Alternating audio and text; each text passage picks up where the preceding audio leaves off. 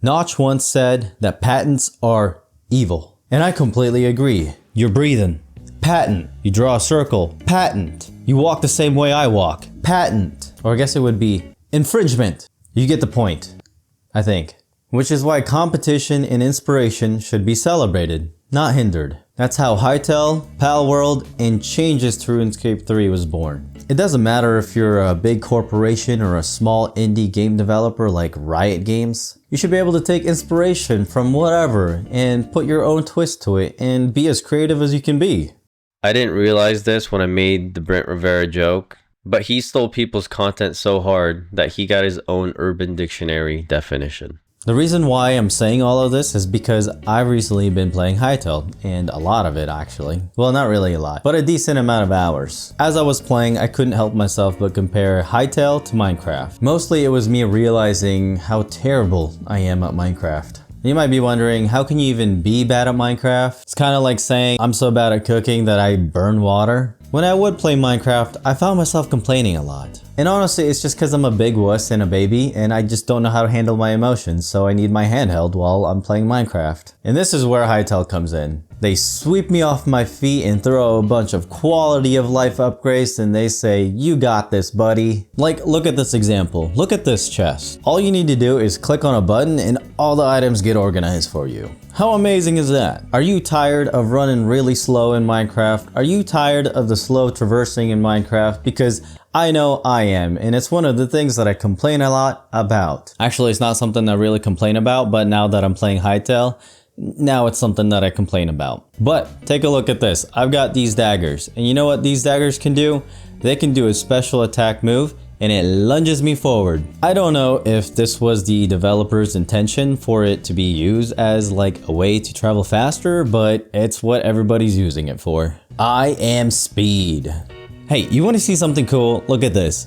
I can make this one item without having to go through any of my chests for the specific items needed for this recipe. The workbenches just automatically scan whatever chest you've got in a 4x4 radius, I believe, and it just lets you craft the items. Easy peasy. You can get these things added to Minecraft through mods, but the downside to that is that you have to download a third-party client, and you can only play on that third-party client if you want to play with those mods in Minecraft. Now, none of the things that I've actually pointed out here are evidence of Hytale being the better game, and that's not really the point that I'm trying to make. Because the only reason why Hytale exists in the first place is because Minecraft. Minecraft is always going to be its own unique game, and people are always going to keep coming back to it no matter what. Hytale takes aspects of Minecraft and just tries to improve on it, while also trying to maintain its own uniqueness and be its own game. What it really comes down to is that it's really just up to you which game you prefer, or honestly, that's kind of like the benefit of games competing with each other,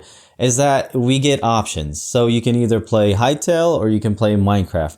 Or you don't even have to choose, you could just play both. Minecraft has been with me ever since I was in middle school, and it's a game that I still continue to play on and off. Another game that I've been playing since I was a kid is RuneScape. I have been hooked on this game since I discovered it. It just has a way of reeling you back in. No matter how long of a break you take, you just keep coming back to it. Similar to Minecraft. The original RuneScape, which is now called RuneScape 3, has had a pretty rough time trying to keep its player base over the years. Everything really changed when they released microtransactions into the game, and they released this thing called Squeal of Fortunes. And Squeal of Fortunes essentially made this game pay to win. Or at least if you paid, you would have a huge advantage over the players that weren't paying for Squeal of Fortunes. Which I guess, yeah, that does make it pay to win. Not only did they introduce microtransactions to the game, they also changed how the combat was, which was a huge mistake. RuneScape has always had its charms where like it's literally just a cookie simulator, because you click on a monster and it just auto attacks that monster until it's dead. And I can honestly say that releasing microtransaction and evolving the combat in RuneScape 3 was Jagex's biggest mistake to the game. But because of that failure, old school RuneScape was born. And old school RuneScape, it thrives. Even though it's the older version of RuneScape, it's somehow become RuneScape's successor. I'd imagine it's kind of like watching your little brother start getting taller than you. Old school RuneScape, it boosts over 150,000 players daily, while RuneScape 3 kind of sits around 10,000 to 20,000 players, which aren't terrible numbers, but it definitely doesn't match up to old school RuneScape's numbers. Around the end of 2025, Jagex, which is the company that develops both RuneScape 3 and old school RuneScape, announced that they would be removing microtransactions to the game. Now, this is a big statement. You have to understand that microtransactions bring in millions for Jagex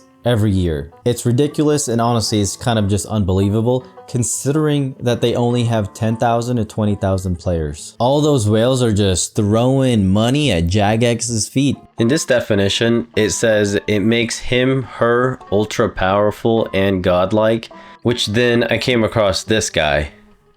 He is him.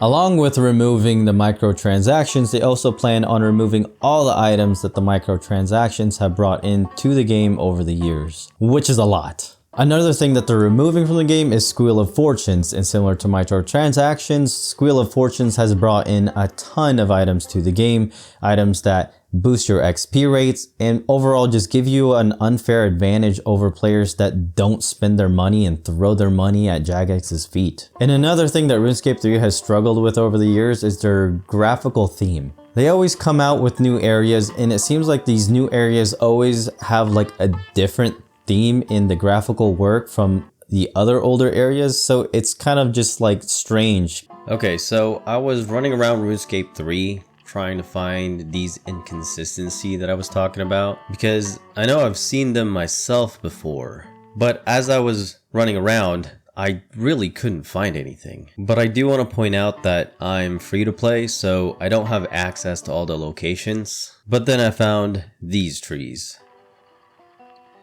These are supposed to be normal trees, but when you compare the ones inside the city to the trees outside of the city, they're different. The texture is different.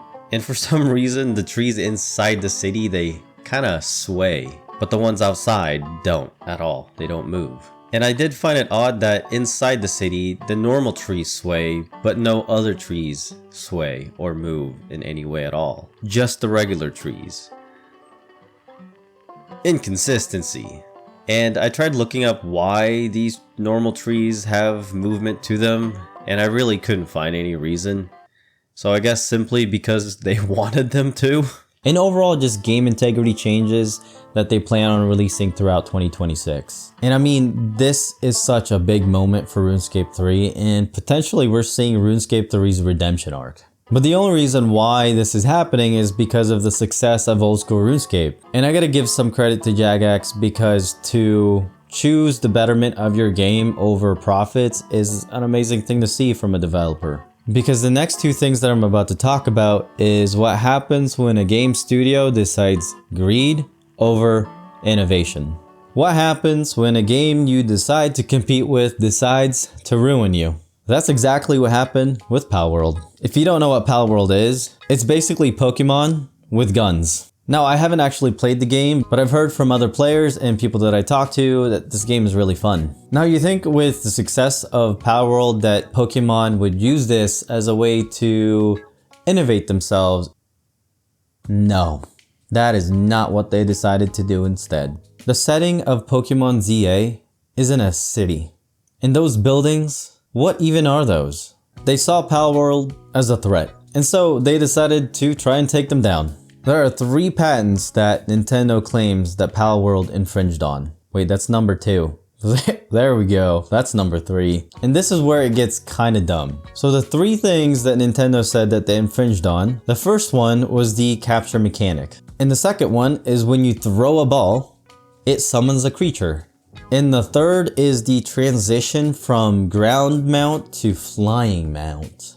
And I'm making this face because as I read this out loud and say it out loud, all 3 just sound ridiculous. What are we doing here? It's like throwing a lawsuit at somebody for drawing a circle. And the crazy part, and the part that makes me laugh, is that these patents that Nintendo claims they infringed on, they were created by Nintendo after the release of Palworld. What? It's ridiculous, but it got me thinking about Hytale in Minecraft again. If Nintendo can claim infringement on those aspects of Palworld and just create patents even after the release of the game, couldn't Hytale be sued by Minecraft for similar things? So this led me down another rabbit hole, and I ended up finding this video of this creator who made a game on Roblox called Blocks, and essentially it's Minecraft. This creator in this video explains that his Blocks game on Roblox was taken down by Mojang, which really got me thinking, why hasn't Mojang done the same with Hytale? Why haven't they tried to take Hytale down? And I found out that Mojang doesn't actually have patents over software in Minecraft. What they try to do is they protect the IP through copyright. So if somebody made a game like Blocks and is so similar to Minecraft, they can try and take it down. But when Minecraft was created by Notch, Notch has been quoted saying that he hates patents and he thinks patents are evil. So what is going on here? Why are they taking down a game that is similar to Minecraft? And I will point out that the creator has mentioned that when he created the game on Roblox, he crossed every T, made sure that none of the assets that he used infringed on Minecraft, and if he couldn't find an asset, he made them himself. Mojang issued a DMC takedown,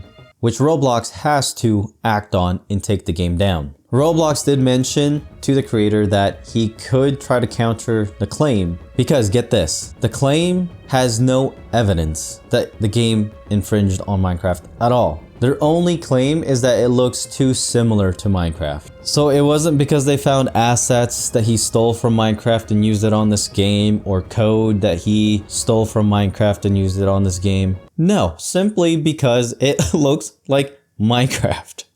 Which means really he could have countered this claim and I think he would have won. But the reason why he said he didn't want to is because of the potential financial consequences that this could cause. So the game is taken down, and that's just that. Another thing that the video mentioned is that Mojang used a third-party AI service called Tracer. And basically what Tracer does is it scans the internet for any copyright issues, any infringement regarding Minecraft. Basically, they're trying to protect the IP. And as we all know, AI isn't always right. And so when it scanned his game, just because it looked like it, it probably flagged it as a potential infringement. Basically, the moral of this video is that big corporations suck and they try to bully the little guys into backing down and just giving them what they want. I do think that when it comes to Hytale, that the history with Mojang and Hypixels also kind of protect them, because Hypixels is the biggest Minecraft server on Minecraft.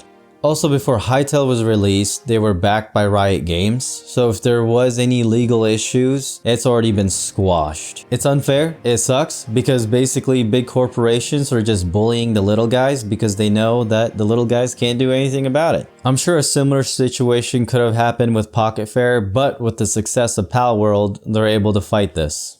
And with the success of Palworld, it has cemented them as the competition for Pokemon, which is great. Considering how much money Pokemon makes with their games, they lack innovation. They lack change. Their games have looked the same pretty much forever now. It's about time that they have competition.